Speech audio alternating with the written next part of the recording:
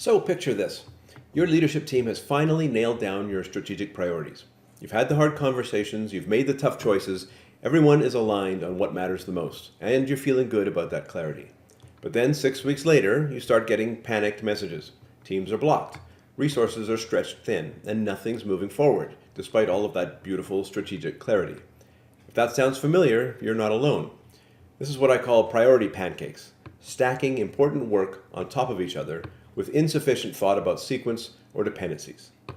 So let's look at this here. We're going to scroll over and find out where we need to be for this conversation right here. Okay, now here's what's actually happening in your organization when priorities aren't sequenced. First, high priority work is competing for the same resources. For example, your analytics team is being pulled in 3 different directions. Your DevOps engineers are the bottleneck for everything. Your QA team is drowning. Second, dependencies are being completely ignored. For example, the feature expansion work needs the platform infrastructure that isn't ready yet. Or the retention improvements require analytics capabilities that depend on back-end work that hasn't started. And third, your teams are stuck in overload and whiplash mode. They're either trying to do everything at once and getting nowhere, or they're constantly switching priorities as conflicts surface. This isn't just annoying, it's expensive. Every false start, every rework cycle, every resource conflict is burning time and money that you don't have.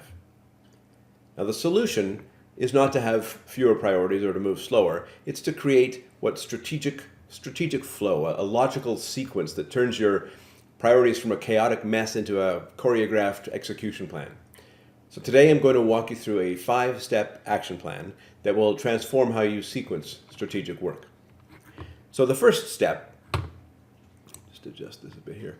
The first step is to map dependencies across initiatives. You need to get brutally honest about what depends on what else. Gather your initiative owners and ask 3 questions.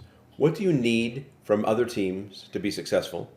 What foundational work has to be complete before you can start?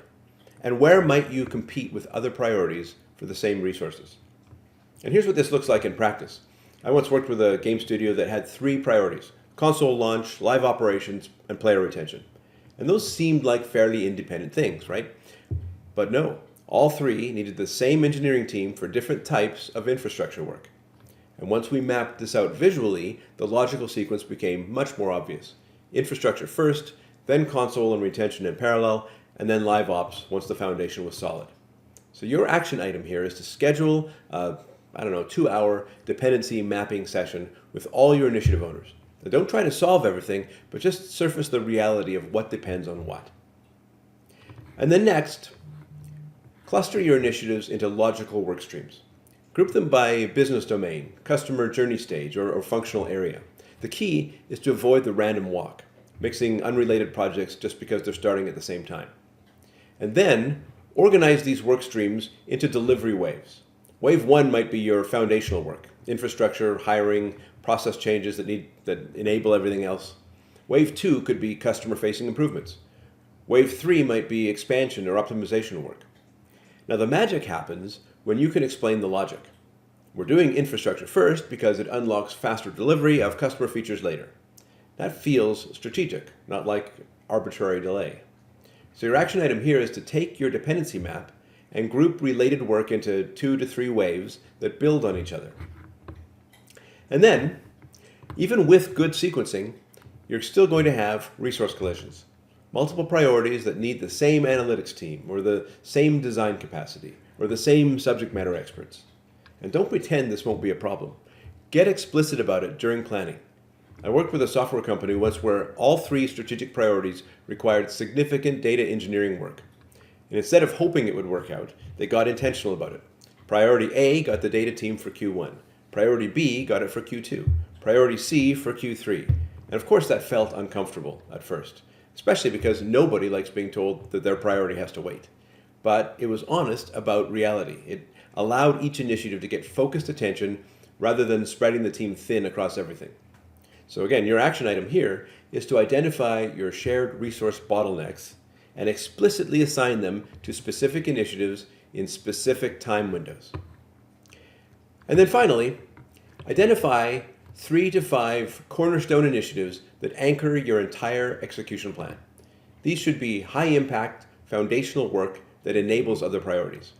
Think of it like planning a dinner menu. You start with the main course and then figure out the sides and appetizers that complement it. You don't just throw everything in the oven at once and hope it works out. So your backbone initiatives become the structure around which everything else gets organized.